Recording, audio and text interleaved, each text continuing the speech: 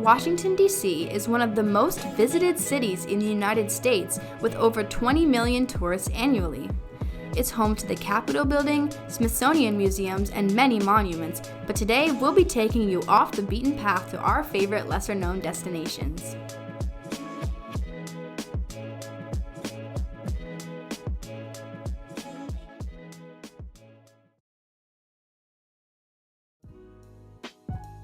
Just a 15-minute walk from the Red Line's Brooklyn CUA stop, the Franciscan Monastery of the Holy Land is a must-see.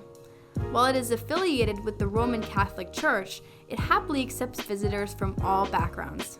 Above ground, the monastery boasts beautiful gardens and magnificent interior design, but many don't know about the catacombs that lie below ground. The system of tunnels and rooms replicate the holy shrines of Jerusalem. We spoke to Christopher Dwyer, the Director of Business and Operations at the monastery, about the construction and historical significance of the catacombs. So, the monastery was built by the friars back in 1898 and 99. They started the Project Q because they wanted to provide a place, an oasis for people to come to. It would also contain replicas of the Holy Land sites.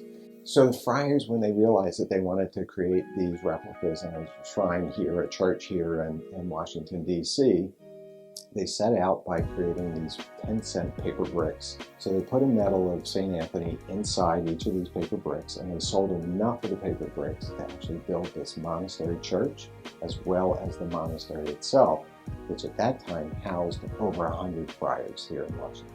The architect then went around to all of the various sites in Jerusalem, and also in the Holy Land itself, outside of Jerusalem, in Nazareth and Bethlehem, and measured all of the shrines that were out there.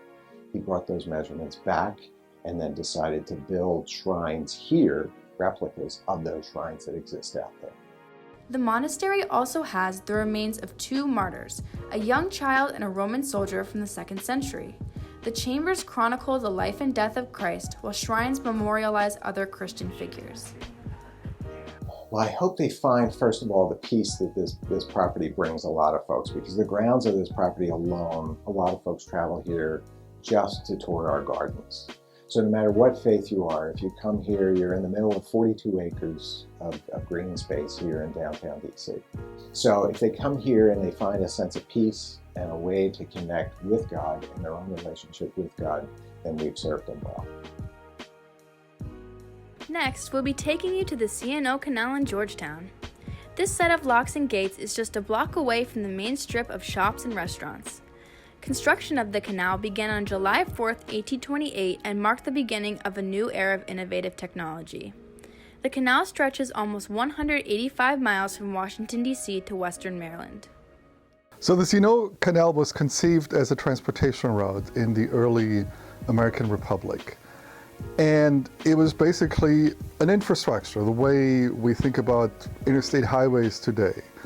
And transportation on waterways, like rivers and then canals, tended to be and still is the least expensive way of moving freight. So this is about moving pig iron, lumber, any kind of finished product that you want to move. George Washington and many of the other founders wanted to expand the American frontier to the west using the Potomac River. This would allow them to greatly improve the economy of the United States. Many of the people who are behind the CNO Canal sort of embraced this more commercial vision for the United States.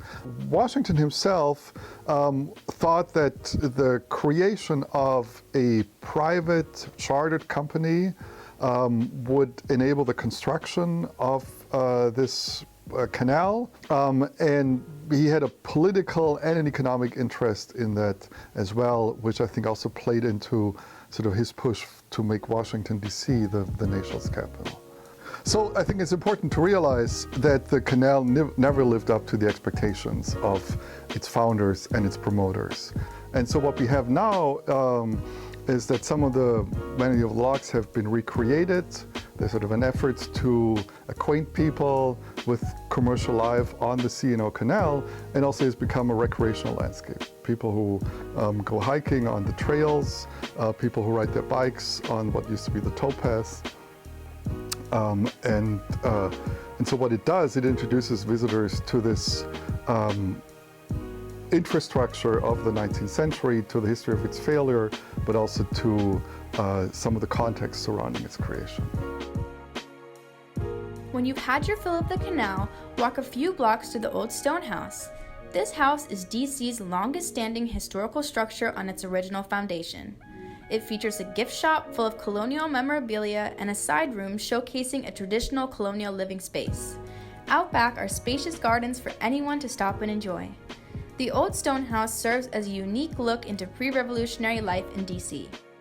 Yeah, so the Old Stone House is the oldest existing structure in Washington, D.C. It dates all the way to the 1760s. And, it's a real treasure of this region because we don't have a lot of connection to the colonial period and the fact that people lived in this area. And so, it's an impressive structure. It's actually rather large for that time. And that reflects all the purposes that it had. It was used really by different merchants to sell different goods, and those people would live in this particular house. And so it gives us an example of an early American kitchen, early American living quarters, and so it's really kind of a laboratory now for us to learn about the past. Yeah, so houses like the Old Stone House really kind of connect us to people of earlier eras, connect us to our own humanity. I think it's very humbling to think about just how long people have lived in this particular region. And it helps us to think about really the origins of the capital city.